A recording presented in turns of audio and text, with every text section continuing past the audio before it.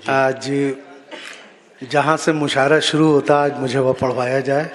मुझे याद आ रहे हैं 30-40 बरस पहले मुशायरों की ओपनिंग हम ही से कराई जाती थी और ये कहा जाता था कि जिस मुशायरे की ओपनिंग हसन काज़मी करता है वो मुशायरा हिट होता है।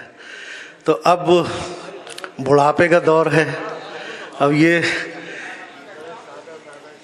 इंतज़ार करना पड़ता है कि कब हम इस काबिल हों कि हमें उठाया जाए और माइक तक लाया जाए।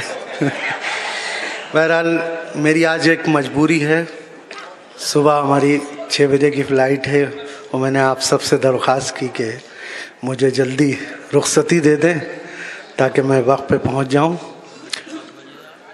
मुझे जहां से जस्ता जस्ता याद आएगा मैं आपको आपकी खिदमत पेश करूंगा। पहली बार आपके जुठिया में तशरीफ़ आया और रामपुर तक तो आया तो मंजर साहब ने काफ़ी